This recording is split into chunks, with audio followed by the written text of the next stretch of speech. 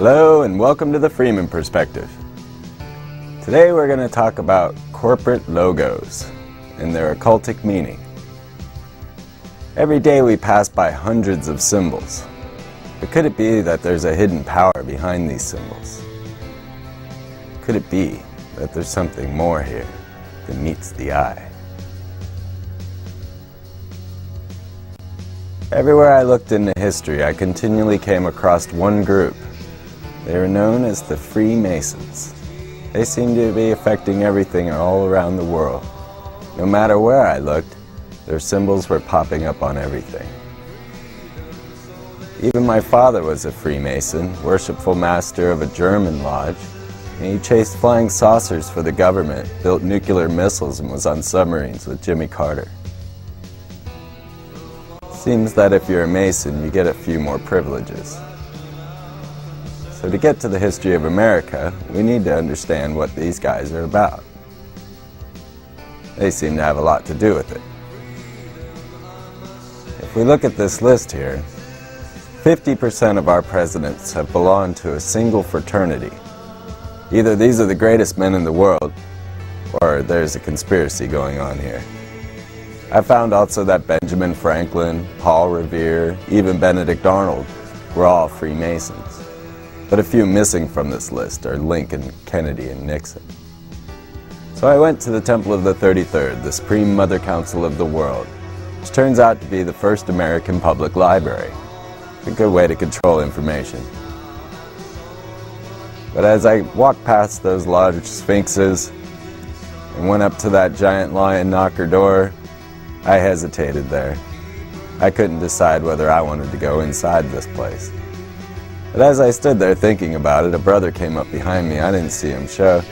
And another opened the door. And they looked to me and said, "Well, what do you want?" And I said, "Well, I'd like to see the library." So they said, "Well, come on in." So we walked down the hypostyle hall with these large black columns, Masonic regalia in the middle. As we strolled down, they told me I wasn't allowed to be alone.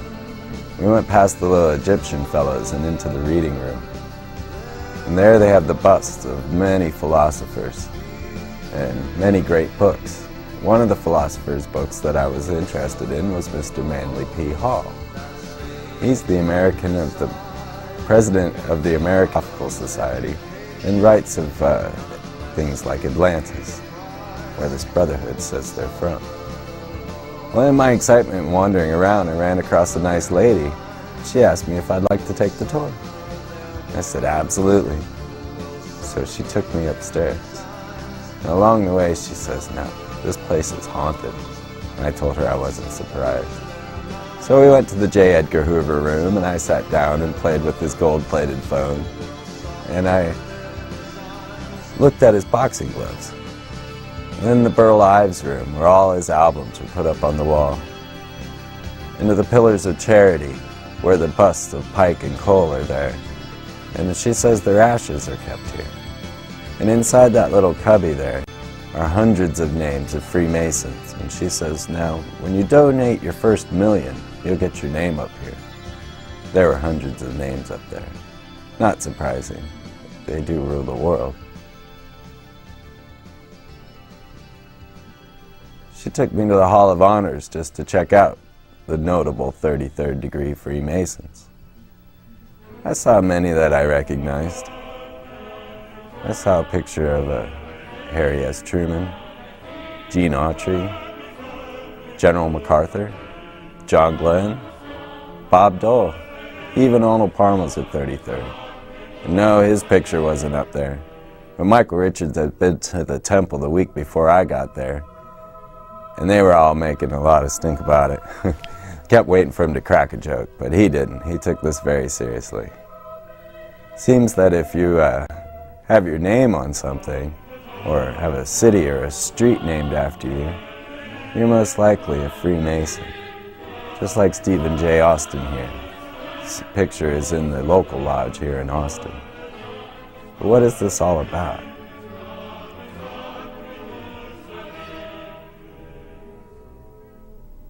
She took me to the temple room, and here I strolled up to the big Belgian black altar to have a little closer look at maybe what these guys are doing. I looked around and went up to the worshipful master's seat, but I didn't sit in it, not this time. So I still wasn't too sure just what was going on in here. Well, it seems that it's ritual magic. This brotherhood practices a form of magic known as Kabbalism. So, and look at the definition of Kabbalism. Try to get an idea of what's up. Kabbalism is a Jewish mystical tradition teaching godhood to man. It's the foundation of most post-Egyptian Western magical systems. Since the Kabbalah is based on the Hebrew language, the degree of one's knowledge of that language is the degree which one can understand the Kabbalah. The Kabbalah is also known as hidden wisdom.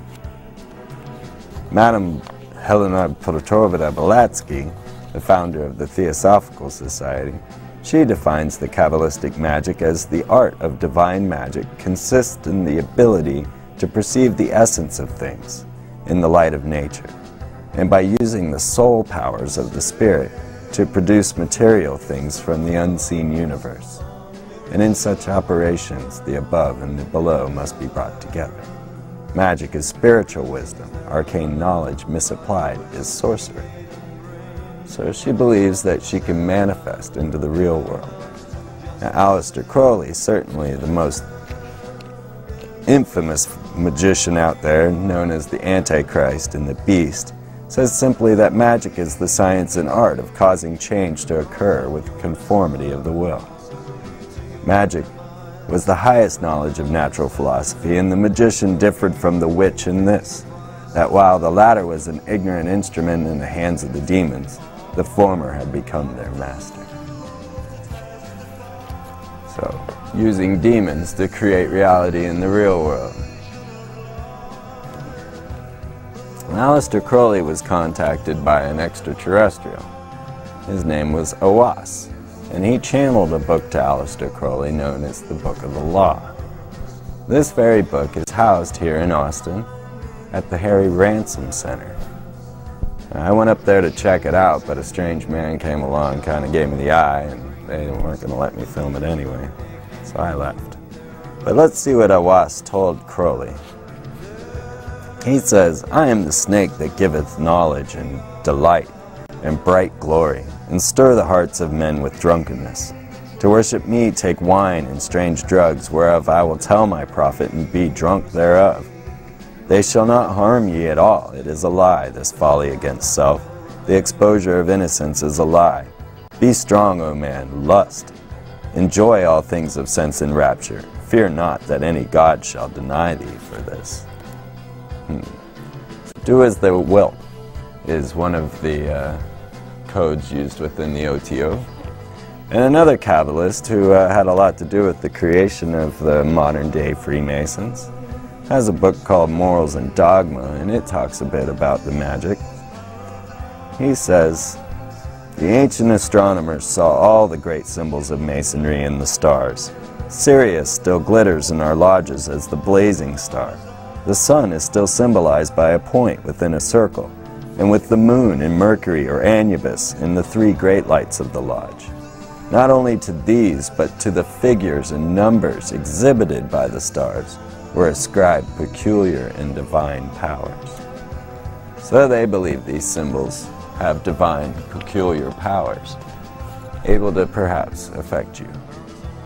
But they practiced the magic that the ancient Egyptians did. You might have heard of the Egyptian magicians in the Bible dueling with Moses. But when you stand before the worshipful master, and you stand with your body erect, and your feet forming the angle of an oblong square. The Egyptians did it, the Masons do it. So you'll see here an oblong square at the Bank of America, and it actually shows the 3 different footing positions of the first 3 degrees, or the oblong square that is in Dell, or the winged oblong square of Sprint, or the oblong square of Sam's Club, or a more familiar oblong square of Enron, and perhaps the most infamous oblong square, the swastika. Do you know Hitler was into the occult? Do you know who else is?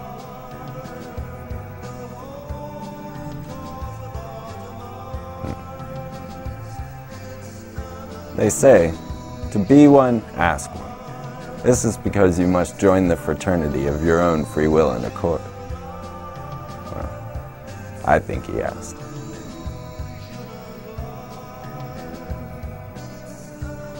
So you're starting to get an idea who's running things around here? Let's get a little deeper into this. Look at the Travis County Courthouse, leveled by the most worshipful Grand Lodge of Texas. And look at the date at which it was leveled.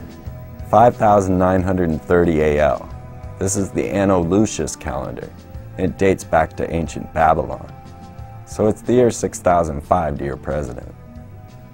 So you shouldn't be surprised to see the Masonic compass and square show up on buildings, general contractors, because the Masons were builders after all, and they build in the grand Egyptian style. So when I got to the Philadelphia Lodge, I wasn't at all surprised to come across an Egyptian room. There are many things to talk about in this room, but right now we'll focus on the winged disc. This was the winged son of Ra. It was a symbol to use to denote God, or the gods. And now, it's a symbol for pharmaceuticals.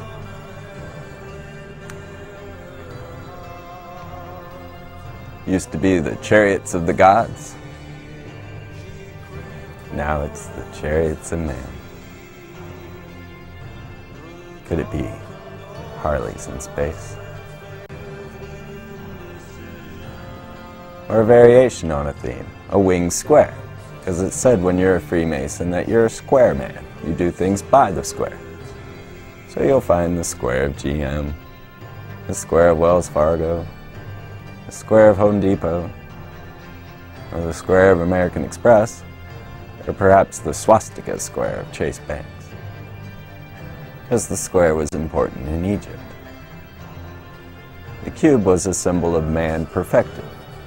A Mason would say that he is a perfect ashlar, a perfect spiritual being inhabiting a material body. And the cube is used in magic. The magician's altar was a double cube, a powerful symbol of control. So you see here the double cube of Chevron. Of course, have to see 3-dimensionally.